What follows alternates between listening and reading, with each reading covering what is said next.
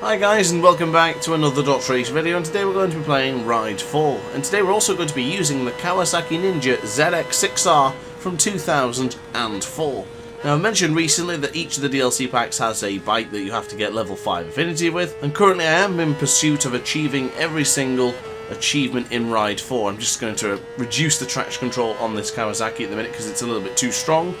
But the 600cc Passion DLC included this bike as their achievement to get level 5 affinity. So in today's video I'm just going to be doing a couple of laps, a couple of races and a couple of a time trial included, which of course is the Salt Lake City one, which I'm doing right now, to try and achieve the maximum amount of affinity we can with this particular bike. Now usually I always change the colour of the Kawasaki's back to green, but this one came stock as blue. And I kind of like it. It does look really nice, so I thought why not leave it as it was intended to be. But I can't help to think that Kawasaki is team green and always will be team green, so sometimes I just have to change it back to green. It's like not putting a red Ducati. Sometimes I just think it has to be. So there it is today, a blue Kawasaki Ninja ZX-6R from 2004. And I must say my feedback so far with this bike is great. I think any of the 600 bikes in Ride 4 are really good to ride and to just manoeuvre around a track, just to throw into every corner you can possibly think of. Very strong on the brakes, very firm on the acceleration as well. Just a great little bike. I've been really happy with this one. And some of the bikes on the list of the trying to get level 5 affinity is a bit of a, I don't know if I want to, or it's going to be a bit of a chore maybe compared to some of the others. But honestly, the Ninja from 2004, yeah, I'm happy with this one. It feels nice. I will definitely do this one without much of a problem. And doing the time trials such as here in Salt Lake City, they're easy events to do. I just found some events I've not yet to finish on the American Tour group on the very beginning of the game, because I did the European Tour first, of course, with it being dominated by British tracks and just brilliant tracks in general. And speaking of tracks, actually, yesterday's video was the top 10, at least my top 10 tracks in Ride 4, and my opinions on which order they should be in for the top 10. So I really hope you guys enjoyed that video. If you did, let me know in the comment section down below, and of course give me more ideas on what you want to see for Ride 4, because of course I want to keep making content for Ride 4 because it's awesome. I still really love this game, and I really appreciate that you guys enjoy Ride 4 as well, so it makes sense for me if I bring out more content for Ride 4, and I can do that with your help. And of course I won't spoil the top 10 track list just in case you haven't watched it yet, so I won't make mention to any of the particular tracks in that list, but I am a little bit worried that I might have been a bit too predictable in my list, maybe with a few surprises every now and again. But now it's time for the Virginia International Raceway. I believe this is the north course or south course. This might be the east course. I actually can't remember. I don't think it's the north course because that's a different track entirely with that super tight right-hander going up the hill and then down the hill ever so slightly. But a track again with only 3 laps. Very simple, very easy track. But I do like this variation as well because it's just a bit of a different feel to the Virginia Raceway International Circuit. There's some different corners you might not usually attack, and it's got one of those braking zones that just kind of catch you off guard. This being one of them going into the spiral. Very difficult section on the track to get right, but when you do nail it, it's immensely satisfying. I think the best thing about Ride 4 is just being pushed to the limits and still being very competitive, and just seeing the bike still flow through the corners very nicely. And just honestly, I really enjoy my time with Ride 4, and now I start making content again for Ride 4. I'm super happy with making content for this fantastic game. MotoGP 21 has not been on hold or anything like that. It's still coming. Of course, MotoGP 21 is always the back end of the week, so the Fridays or the Saturdays or the Sundays, today being an exception. But I will continue to just pound the Ride 4 content, the MotoGP 21 content. We've got Muddy Mondays back now as well. So for Monday, if you are into dirt biking and MX and Supercross, stay tuned for Mondays, for Muddy Mondays of course. And we've got some more reviews coming soon as well, so good time to be a DrAce fan. If you've not subscribed yet, now's a great time to do so.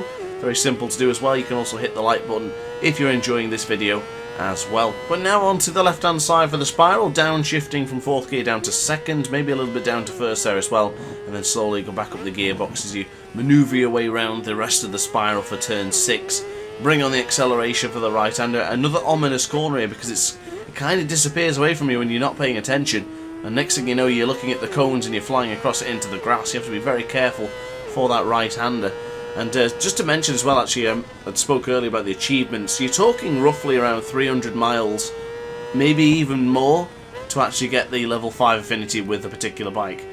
It might be a little bit daunting, but I guess once you start doing the time trials or you start doing some races that are quite long, you're soon going to go through that, and you're probably not even going to realise how quickly it would have taken to get there. If I do recall, I did the MV Agusta Super Veloce with the Nordschleife, and that was during the live stream for my birthday, a while ago of course, and I think we pretty much nailed it within that 20 laps of the Nordschleife. So I guess if you really want to just knuckle down and do it straight away, you could do something crazy like 10 laps of the Nordschleife and just sit there and enjoy the experience and just absolutely thrash one of the bikes. Now there is one or two bikes in this particular achievement list that kind of not looking forward to. The KTM 690 SMC, not really looking forward to that one. The XJR from the Harley Davidson, not a big fan of that either.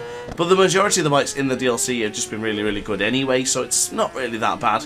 They always chuck in a particular bike that maybe is a little bit underused or underappreciated from the rest of them, so you might have to put the extra effort in for the achievement. And of course I did use the Aprilia RSV4F in the last video with the time attacks for the top 10 tracks, and I very much enjoyed that one too, as I'm trying to get a good old wheelie across the line here. I've been practicing the wheelies, but I still can't seem to manage to keep the wheelie going with the Kawasaki Ninja from 2004, the ZX-6R of course. So another easy and comfortable victory. I do wish the AI was a little bit more competitive in Ride 4, but it's quite okay. It's another nice smooth journey, and it's a win in the south course of the Virginia International Raceway Circuit. But now we're going to be moving on to more racing, and that's going to be 3 laps here in the magnificent Laguna Seca. So away we go, and let's see what we can do. Oh, getting held up there from the rider ahead of us, very close to bumping into the rear of the Honda there as we get onto the left hand side. So we've got another Honda in our wake there, in our path, as we'll try and outbrake them going into the Andretti hairpin for turn 2. It's going to get bunched up. I'm going to get a bit of contact there from the Honda, then he picks me up in the corner. Very aggressive riding for Alberto Duarte Pedroso, very aggressive for the Brazilian as we get on the right hand side now, and we're going to get picked up again. I've seen some lights up on the right hand side there, but thankfully Tommy Edwards didn't go for any audacious lunges such as Alberto Duarte Pedroso again. Pedroso, sorry, too much thinking of Danny Pedroso as we go around the outside, and now under the mother's sign, hard on the brakes will go for the left-hander. You can see in the bottom right corner of your screen there how much a brake was being applied there. Not a lot compared to what you might be thinking. It's not actually wrenching on the brakes. It's about 80%, 75% on the front brake, just to slow the motorbike down without it locking the wheels up, of course. So now on the left-hand side, you'll see the rumble strip, as mentioned in the weekly challenge video just a couple of days ago. Keeping an eye on that particular sort of corners. We made a mess going into the corkscrew, a little bit too deep there. And I tell you what, if you watch my videos before, you better believe I'm going to go for an overtake or two in that corkscrew. I absolutely love this track, and I love that particular corner. So now on the right hand side we'll go, keeping an eye out for that rumble strip. Very treacherous rumble strip on the outside of that track there. Very, very careful to avoid that. So as we go into turn 11, oh, a little bit of a wheelie there. Did forget that the anti-wheelie has been pushed down, so I need to be a little bit more smoother on the acceleration coming out of the corners, tucking in all the time and pushing forward on the analog stick as we go very firm on the brakes going into the Andretti hairpin. A bit of a slide from the rear tyre there from the excessive pressure on the rear brake, but Ryan Andrews and Frank Jordan battling it out at the front now as we get on the right hand side for the third corner. Now underneath the Michelin sign we're going in for turn 4, just touching the rumble strip ever so slightly there, just to chuck us into the right hand as we get caught on the rumble strip. Oh, the Kawasaki Ninja really wanted to wheelie there, it really pushed it up. But thankfully we did control it and try and just push the bike down as we get on the left hand side for the 5th corner. Ryan Andrews, Frank Jordan, these guys are going to have their home cooking destroyed in a minute because Grant is on the move, or at least DrAce is. Grant is more for the MotoGP 21 bikes, but there we go, around the outside of Ryan Andrews. Can we attack Frank Jordan as well? Hard on the brakes will go for the left-hander, going into the corkscrew, a little bit more rear brake. Oh, there we go. Job well and truly done here in the WeatherTech Raceway Laguna Seca track. Brilliantly done going into the rainy curve now with a 0.3 of a second lead. Beautifully, beautifully done from 8th position on the grid, and you better believe this is going to be our victory from now on. You see the wheelie again just touching the rumble strip, it just forces the bike to lift it up, but thankfully we're still on the charge, already up by 0.4 of a second. Is Andrews and Anna Ross going to fight back?